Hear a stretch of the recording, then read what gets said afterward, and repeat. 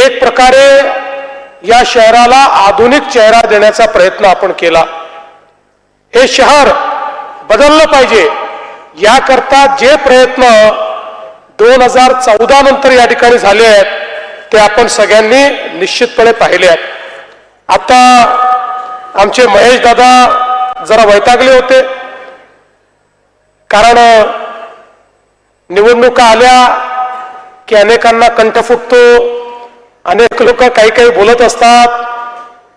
पण दादा एक लक्षात ठेवा, परिंदे को मिलेगी मंजिल एक दिन, ये उनके फैरे हुए पंख बोलते हैं। परिंदे को मिलेगी मंजिल एक दिन, ये उनके फैले हुए पंख बोलते हैं, और वही लोग रहते हैं खामोश अक्सर जमाने में जिनके हुनर बोलते हैं। आपलं काम बोलतंय आणि त्या कामामुळेच हा वैताग आहे, त्या कामामुळेच या ठिकाणी हा त्राग आहे, हा रागराग आहे। जरा समजून घ्या दादा, ते रागवले म्हणून तुम्ही रागवू नका। तुम्ही काम केलं, तुम्ही फक्त काम सांगा, समोरच्या लोकांना सांगायला काम नाही। त्यांना अनेक प्रश्न विचारले जातात, त्या प्रश्नाची द्यायला उत्तरं नाहीत। त्यामुळे विकासावरनं या निवडणुकीची चर्चा ही कुठल्या तरी वादावादीत झाली पाहिजे, सवाल जवाब झाला पाहिजे, अशा पद्धतीचा त्यांचा प्रयत्न आहे। त्यामुळे इतकं मोठं काम या पिंपरी चिंचवडमध्ये आपण केलं आहे की मला असं वाटतं की नुसतं ते काम आपण जर या ठिकाणी सांगितलं तरी देखील कोणालाही उत्तर देण्याची वेळ ही या ठिकाणी आपल्याला येणार नाही। आणि मला विश्वास आहे, ज्या प्रकारे मागच्या निवडणुकीमध्ये या पिंपरी चिंचवडने आपल्याला मतदान केलं त्यापेक्षा जास्त जागा या वेळच्या महानगरपालिकेमध्ये आपल्या निवडून येतील। आता पूर्वी कारभार कसा होता आपण बघा, एक छोटंसं उदाहरण सांगतो। या शहरामध्ये JNNREM मधनं 13,000 घरांचं बांधकाम करायचं अशा प्रकारचा निर्णय झाला आणि जवळजवळ 15 वर्ष हे बांधकाम रखडलं। 15 वर्षात या ठिकाणी 13,000पैकी 6,700 घरं केवळ तयार झाले।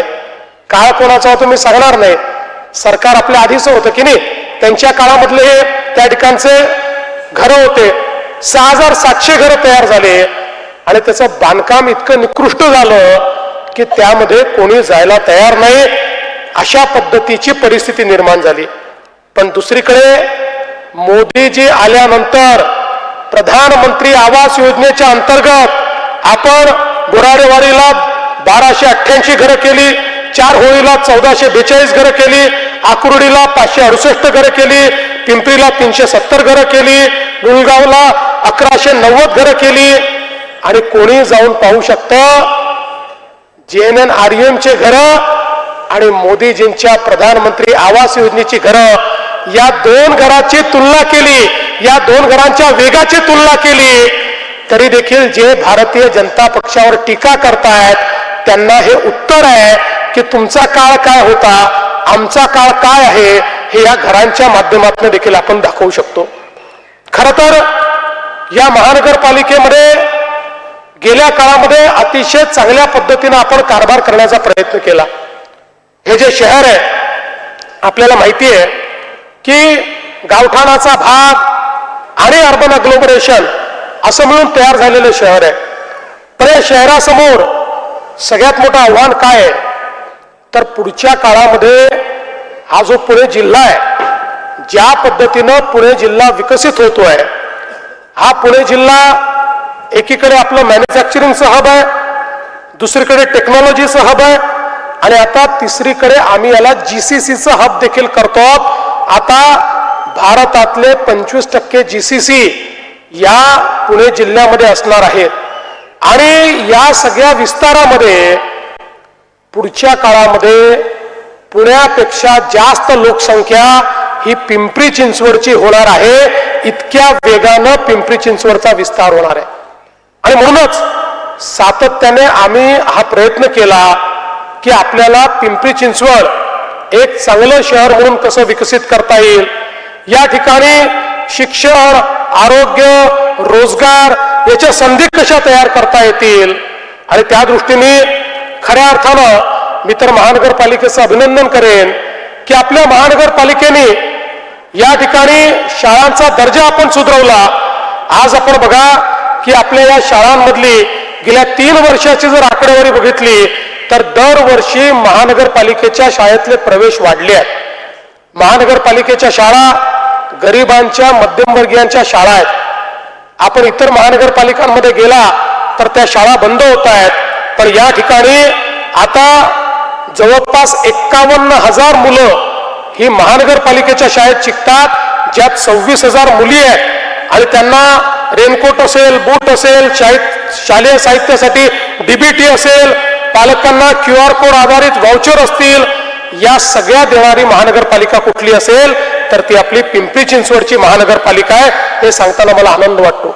सामाजिक क्षेत्रामध्ये देखील दिव्यांग भवन असेल, नवीन दिशा टॉयलेट्स असतील, या ठिकाणी महिलांकरता सक्षमासारख्या योजना असतील, अनेक चांगल्या योजना या ठिकाणी तयार झाल्या आणि 130 महिलांकरता क्लस्टर, 130 क्लस्टर आपण तयार केले आणि त्यातनं जवळपास 10,000 पेक्षा जास्त महिलांचं प्रशिक्षण करून त्यांना महानगरपालिकेच्या माध्यमातून रोजगारक्षम बनवण्याचं काम हे या महानगरपालिकेच्या माध्यमातून झालंय.